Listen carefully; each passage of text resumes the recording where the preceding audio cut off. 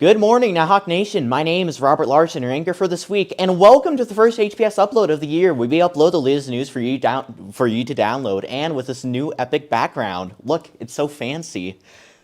At Hettinger Public School, we challenge all to meet their academic and life goals while inspiring lifelong learning. Please stand to say the Pledge of Allegiance. I pledge allegiance to the flag of the United States of America and to the republic for which it stands, one nation, under God, indivisible, with liberty and justice for all. And here are today's announcements with the cool background. Gotta make sure I mention that over and over again because it's cool. Lunch for this week. Today is going to be pizza slice, Tuesday mini corn dogs, Wednesday chicken ranch pasta, which is new, by the way, and Thursday is sack lunch. Announced for today are going to be the FBLA meeting. That's a tongue twister. FBLA meeting today at 12:25 in Mr. Fordo's room. And the agenda is going to be the homecoming week activities. And there will be an all-junior class meeting tomorrow in the AV room after morning announcements. And parent-teacher conferences are this Thursday, so be sure to bring your parental unit. It goes from 3:30 p.m. to 8:30 p.m. And anyone grades 9 to 12 interested in partaking in the one-act play, there will be a meeting today at 12:15 p.m. during lunch. They will need actors, understudy, someone to do lights, and possibly a set designer. And Monday, Wednesday, and Thursday, there will be the after-school program at 3:20 p.m. And silent reading is fourth period this week. And the library book fair is starting today. Be sure to check it out, and maybe show some money for the library. We like money. And those are the announcements for today. Now let's go to this year's first story from Sarah Yonner, a subject in subject English being carried on in spirit. English, the subject in which one learns about grammar, writing, reading, and communication. It being the #1 spoken language in the world with 1,132 million speakers. English is also one of the core subjects taught in Hettinger Public School. Let's talk to Mrs. Erickson about teaching elementary English. I teach English. This year I have grades 5, 6, 7, 8 with English. I started out in 1990 in a one-room schoolhouse down in Lodgepole, and I taught there for 4 years. And then I came here and I started in Title I, reading and math area until 2012. And in 2012 is when I started with 7th and 8th grade English and a little bit of 3rd and 4th grade English as well. And I've been doing that ever since. What is the most and least challenging part about teaching English? So the most challenging part about teaching English is trying to get the students to understand that even though they can speak English and they can read English, that there's more to English than just that breaking English down into your parts of speech and diving and digging into English makes you a better reader and a better writer in the long run. It also gets you top-notch for any job interviews and just out in the world, speaking with people. We are now speaking to Miss Dunn about teaching high school English. All right. What do you teach and when did you start? I teach high school English right now in this school, but I have taught 7 through 12 in other schools. This is my 7th school that I've taught in since 1981. What is the most and least challenging part about English? The most challenging thing about English is the level of students and what they feel capable of and what they feel comfortable doing. Many kids catch on right away while others struggle.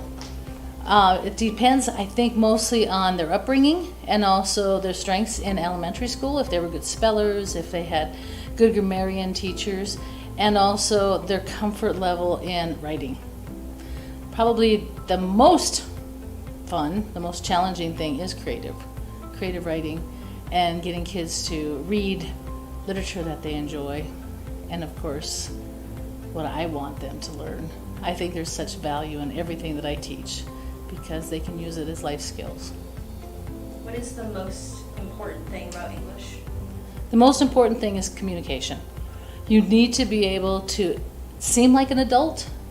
You need to be able to write like an adult. You need to be able to probably impress people with your knowledge so that they know you're educated. Chosen by the previous teachers are Trevor Daly and Callie Tim. Or do you like English? Why or why not? Yes, I love English only because of the fact that the teacher teaches it, which Mrs. Erickson, and I also like the subject of English because I think it's important to learn.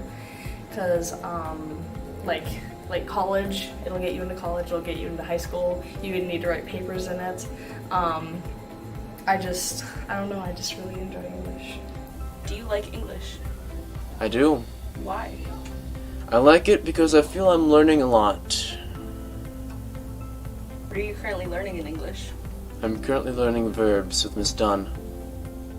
So that was English, a beautiful language that is spoken in almost every country in the world. This was Subject in a Subject. Back to Robert.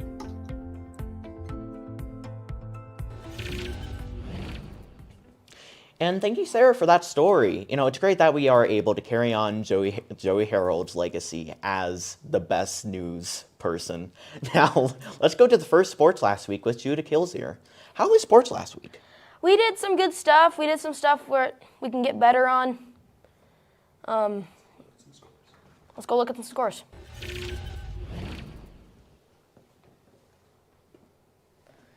For volleyball, the Central Cast tournament, we were the champs of the bronze bracket. It was a 2-0 win.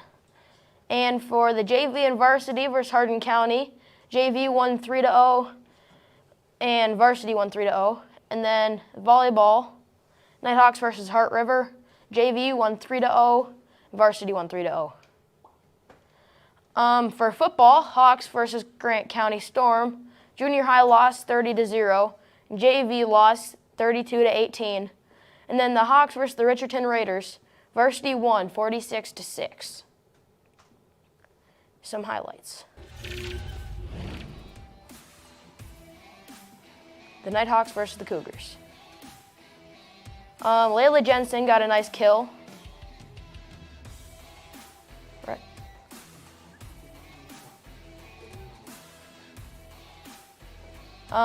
Vanessa Oast got a nice kill. It was a bump, a set, and a nice spike.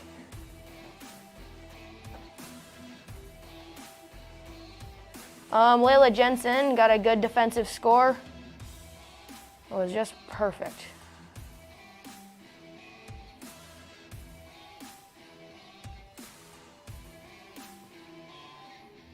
Good hustle and teamwork on this one. Bounced off the net a couple times. Sophia Kennedy got a nice kill. Bump, set, and spike.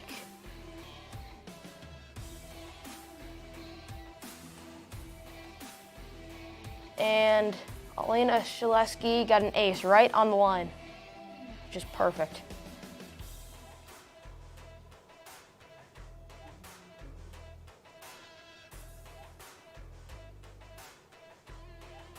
Some sports this week. Tuesday, we have a C Squad JV and varsity versus Bison. That would be an away game. Football, Monday, junior high versus the Richardson Raiders. That would be a home game. Friday, varsity versus Beach. That is an away game. Thank you so much, Judah. It's great to have you as our supplier of sports. Now let's go to Tyler Loffer with the first weather report of the year.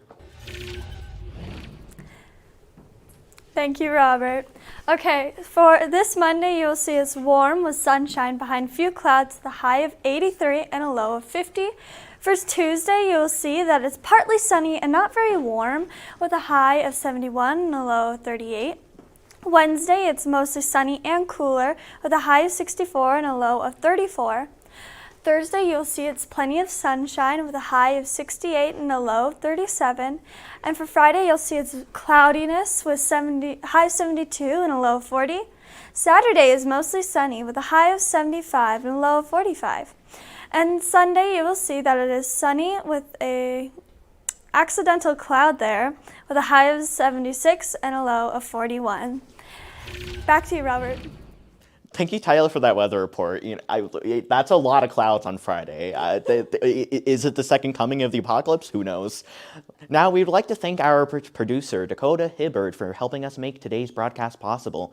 And that's our first news broadcast of the year. Thank you for tuning in to the HPS Upload, where we upload the latest news and downloadable content for you to enjoy. If you enjoyed this news broadcast, make sure you pulverize that like button. And if you'd like to stay up on our weekly school news, daily podcasts, and local sporting events, and community streams, be sure to begin nuclear fusion from the sheer amount of pressure of your finger on the subscribe button and ring-a-ding-ding that bell, baby, to get notifications. We will see you next week, Monday at 9.